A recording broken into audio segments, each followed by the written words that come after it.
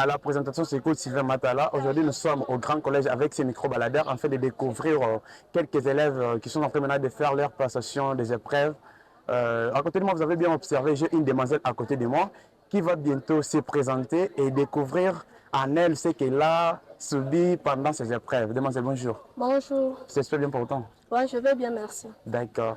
Tu es une élève d'ici? Oui, je suis élève d'ici. Je suis élève du Grand Collège Saint-Louis de la 4e humanité scientifique. D'accord, merci. Pourriez-vous nous dire, depuis le début de ces épreuves jusqu'à maintenant, quelles sont vraiment tes expressions? Bon, je suis vraiment à l'aise parce que je ne m'attendais pas à ça. On a parlé, on a dit c'est facile. Oui, c'est facile parce que je étudiais. On m'a appris comment disserter, comment développer, comment introduire. Et les premiers jours, lorsqu'on est arrivé, on était là, on est entré dans les centres, on a travaillé, on a trouvé tellement un sujet bien. On a disserté. Mon sujet, moi, c'était un sujet à développer. C'était basé sur la femme. Et pourtant, quant à toi, qu'est-ce que tu as vraiment développé dedans? Enfin, que je te pose une question seulement sur ça. Oui, Tu peux nous dire? j'ai développé sur la femme. Dans les temps anciens, la femme n'était pas considérée. Elle était considérée comme un instrument de travail ou de plaisir. Son travail à elle était à la cuisine. Elle ne pouvait pas se défendre. La femme n'avait pas vraiment le droit de parler, de travailler. On n'envoyait que les hommes à l'école. En train de parler, je sens que tu avais bien mémorisé vraiment ton Oui, sujet. Bon, en passant, je pose une seule question seulement. oui, je vous Quelle est écoute. la dernière partie de la dissertation?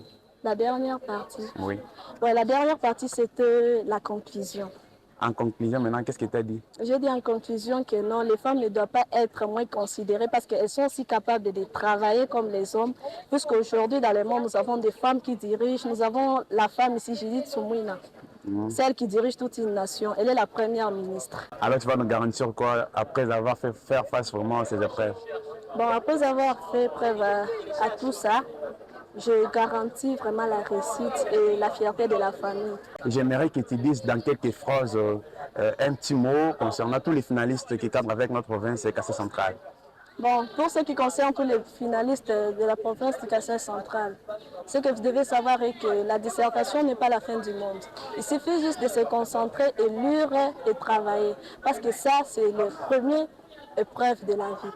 Donc, nous ne pouvons pas nous décourager de faire des choses comme ça. Donc, nous allons travailler, bosser dur pour rendre fiers à nos parents dans les jours à venir. Je vous dis et je vous remercie. En tout cas, merci. On s'espère à la prochaine.